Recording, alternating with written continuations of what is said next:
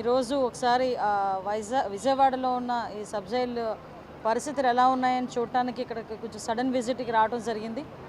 ఓవరాల్గా ప్రిజెన్స్లోని ఉన్న సౌకర్యాల గురించి కానీ, ప్రిజెన్స్లో ఉన్న ఖైదీల వివరాలు కానీ, అదేవిధంగా వాళ్ళు ఎలా ఉంటున్నారు, ఏం చేస్తున్నారు, వాళ్ళకి మౌలిక సదుపాయాలు ఎలా ఉన్నాయి, అట్ ద సేమ్ టైం వాళ్ళకి ఎలాగ విజిటింగ్స్ అవర్స్ ఇస్తున్నారు, అవన్నీ కూడా ఒకసారి కూలంకషంగా చూడటానికి ఈరోజు ఇక్కడికి విజయవాడ సబ్ జైలుకి ఇక్కడికి రావడం జరిగింది. ఇక్కడ లోపలికి వెళ్ళిన తర్వాత వాళ్ళ కెపాసిటీ అంటే సుమారుగా ఒక ఎకరంన్నరలో ఉన్న కొంచెం ఎప్పుడుదో చాలా పాత జైలు ఇది. ఇప్పటికీ కూడా మౌలిక వసతులు మ్యాక్సిమం ఎక్కడ కూడా ఇబ్బంది లేకుండా చూసుకునే బాధ్యత కూడా తీసుకుంటున్నారు. ఓవరాల్గా అందరితోని కూడా మాట్లాడడం జరిగింది. వాళ్ళకున్న వసతులన్నీ కూడా ఎలా ఉన్నాయి, ఏం చేయాలని అది కూడా చూడటం జరిగింది. కొంత ఇంటెంట్ కూడా డిపార్ట్మెంట్ వాళ్ళు కొంత ఇంటెంట్ కూడా ఇచ్చారు. ఎందుకంటే ఈరోజు ఈ మధ్యకాలంలో జరుగుతున్న నేపథ్యాలు కానివ్వండి, కొన్ని ఆరోపణలు కానివ్వండి, ఆరోపణల దృష్ట్యా కంపల్సరీగా మేము కూడా ఒకసారి వాచ్ చేయాలి, ప్రెజెన్స్ అన్నింటినీ కూడా విజిట్ చేయాలి, అక్కడున్న మౌలిక సదుపాయాల గురించి అదే కాకుండా అక్కడున్న అధికారులతో కూడా ఒకసారి మాట్లాడాలి అని ఒకే ఒక ఉద్దేశంతో మేము ఇక్కడికి రావడం జరిగింది. ఈరోజు ఇక్కడికి వచ్చి అన్నీ కూడా క్లియర్ కట్గా మేము ఇన్ఫర్మేషన్ అని తీసుకున్నాము. ఫర్దర్గా ఇక్కడ ఏ మౌలిక సదుపాయాలు కల్పించాలి, లేకపోతే ఇంకా ఎటువంటి ఇనిషియేషన్స్ తీసుకోవాలి, అవన్నీ కూడా కొంచెం చర్చించి మేము అందరం కూడా నిర్ణయం తీసుకుంటాం. ఎందుకంటే ఇది ప్రెజెన్స్కి సంబంధించింది, కొన్ని వివరాలు మేము బయటకు చెప్పకూడదు కాబట్టి కొన్ని సందర్భాల్లో ఇంతకు మించి మేము ఎక్కువగా మాట్లాడలేం. అది ప్రెజెన్స్కి సంబంధించి. ఇంకోటి జైల్లో చూస్తే కనుక ఇటీవల కాలంలో విజయవాడ సబ్ జైలు చూస్తే కనుక కొన్ని బయట నుంచి లోపలికి వస్తువులు వెళ్ళి నేరస్తులుగా అన్నిటి కూడా జరుగుతుంది. యాక్చువల్గా మీరు చెప్పిన మాట అయితే వాస్తవం అండి. అది యాక్చువల్గా ఆరోపణలు కూడా వచ్చినాయి. దాని గురించి కూడా ఇప్పుడు నేను మాట్లాడాను. దాని మీద కూడా ఎంక్వైరీ కూడా జరుగుతుంది. ఎవరైతే కొంతమంది ఆఫీసర్స్ ఎవరైతే కొన్ని వసతులు తీసుకెళ్లారు, కొన్ని వస్తువులు తీసుకెళ్లారు లోపలికి అని చెప్పారో, వాళ్ళు ఏ ఉద్దేశంతో అవి తీసుకెళ్లారు, ఎంత ఇండెంట్ ముందు పెట్టి తీసుకొచ్చారా, లేకపోతే ఆల్ ఆఫ్ సడన్ తీసుకొచ్చారా, ఇవన్నీ కూడా ఎవరు ప్రోద్బలంతో తీసుకొచ్చారని ఈవెన్ దో మెడికల్ ఆఫీసర్ మీద కూడా ఈరోజు ఎంక్వైరీ చేస్తాం.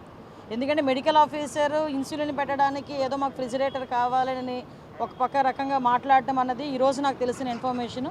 దాని మీద కూడా ఒకసారి సమగ్రంగా విచారించి ఇప్పుడు అవసరం లేని ఫ్రిజర్ ఇప్పుడు ఎందుకు అవసరం వచ్చింది, ఇప్పుడు ఇంతకు ముందే ఇండెంట్ పెట్టారా, లేకపోతే ఇప్పుడు ఆల్ ఆఫ్ సడన్ ఎవరి రిక్వెస్ట్ మేరకైనా అది పెట్టారా ఏంటి అన్నది కూడా దాని మీద కూడా సమగ్రంగా విచారణ జరిపిస్తాం.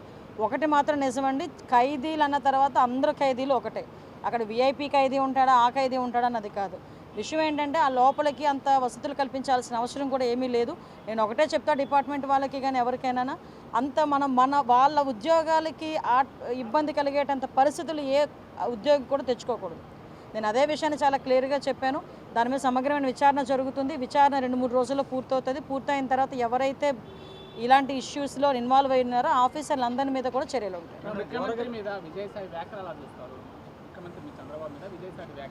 అంటే ఏమీ చేయలేక అతగాడి తాలూకా తప్పులు బయటపడుతున్నాయి. ఏదైతే అతగాడు ఆ పోర్టుని 6,000 కోట్ల రూపాయలున్న పోర్టుని 594 కోట్ల రూపాయలకి ఎలాగైతే పీకల మీద కత్తిపెట్టి రాయించుకున్నాడో ఆ విషయాలన్నీ ప్రజలకు తెలియచేయడం అయింది. అదేవిధంగా ఇందులోని వైవి సుబ్బారెడ్డి అల్లుడు కూడా అందులో ఇన్వాల్వ్ అవ్వటం, విజయసాయిరెడ్డి అందులో ఇన్వాల్వ్ అవ్వటం.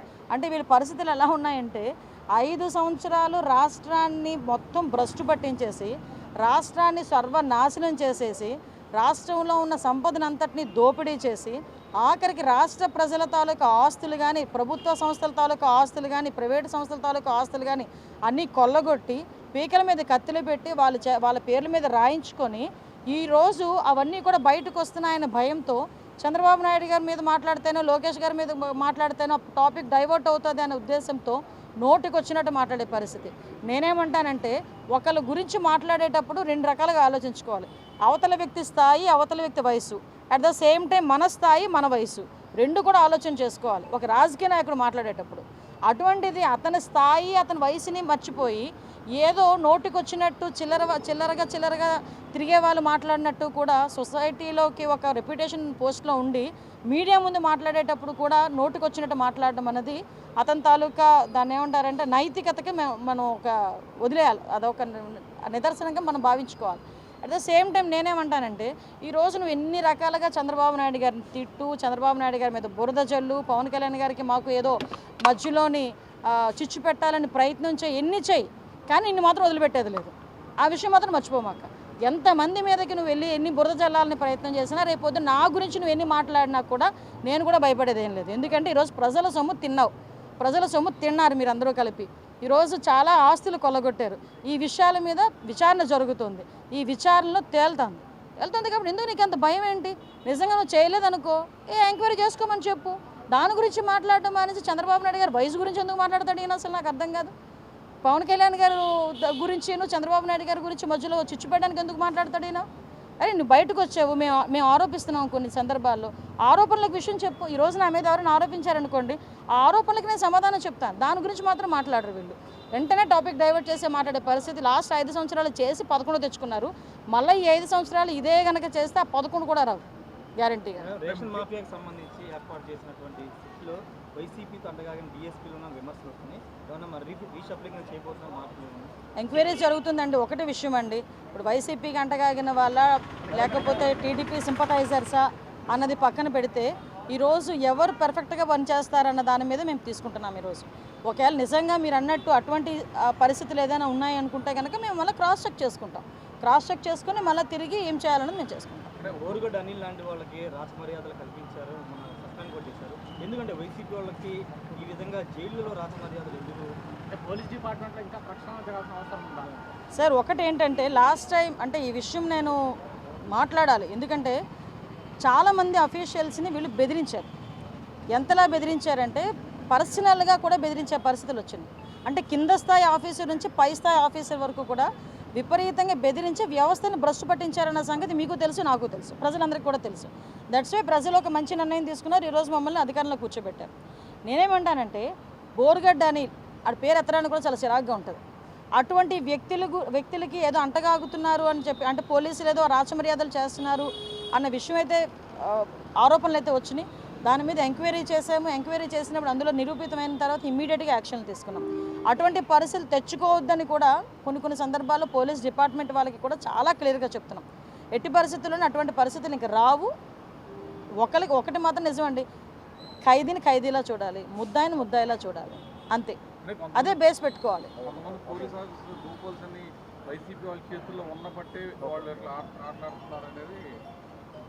అచ్చా ఏమో మరి మీరు అన్నది వైసీపీ పోలీసుల తాలూకా లూప్ హోల్స్ నిజంగా బయటకు వచ్చినాయి అనుకోండి. బయటకు వచ్చినాయంటే డెఫినెట్గా వాటి మీద చర్యలు ఉంటాయి. డెఫినెట్గా మేము ఎంక్వైరీ చేస్తాం. ఒకటండి, తప్పు చేసినోడు ఏ డిపార్ట్మెంట్లోనూ వదిలే ప్రసక్తి లేదండి. అది ఏ పార్టీ వాడైనా వదలము, ఏ డిపార్ట్మెంట్లో ఉన్నా వదలము. అది మాత్రం క్లియర్. దీని గురించి దాన్ని కూడా రాద్ధాంతం చేయడానికి చాలామంది ప్రయత్నం చేస్తున్నారు. ఒకటైతే నిజం, బోరుగడ్డ అనిల్ అనే వ్యక్తిని ఎన్ని రకాలుగా అంటే వాళ్ళు ఏదో బోరుగడ్డ అనిల్కి రాజమర్యాదలు చేశారని వీళ్ళందరూ అనుకుంటున్నారు. కానీ అక్కడ యాజ్టీజ్గా ఎలాగ యాజ్ పర్ నామ్స్ అయితే అలాగే జరుగుతుంది. గతంలో వైసీపీ ప్రభుత్వంలోనే విధులు నిర్వహించిన పోలీసులు ఎవరైతే ఉన్నారో కీలక పోస్టులు తిరిగి కూటమి వచ్చినాక వాళ్ళకు కూడా అదే పోస్టులు ఇచ్చారు. కాబట్టి వాళ్ళు లోపల వైసీపీ సపోర్ట్ చేస్తున్నారు అని టీడీపీ కార్యకర్తలు అండి. ఒకటండి, నిఘా యంత్రం అన్నది, నిఘా ఒకటి మాత్రం ఉంటుంది కంపల్సరిగా నిఘా అన్నది ఉంటుంది. ఎవరైనా ఒకటి మేమేంటంటే టీడీపీ వాళ్ళకి పని చేయండి, వైసీపీ వాళ్ళకి పని చేయండి అని మేము చెప్పం, ప్రజలకు పని చేయండి అని చెప్తాం.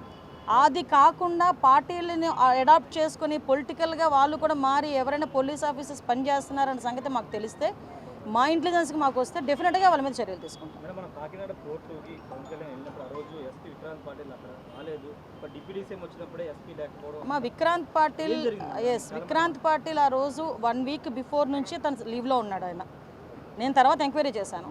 1 వీక్ బిఫోర్ నుంచి వాళ్ళ సిస్టర్ ఏదో ఇంట్లో ఫ్యామిలీ ఇష్యూ ఏదో ఉంటే, ఫ్యామిలీ ఫంక్షన్ ఏదో ఉంటే లీవ్లో ఉన్నారంట.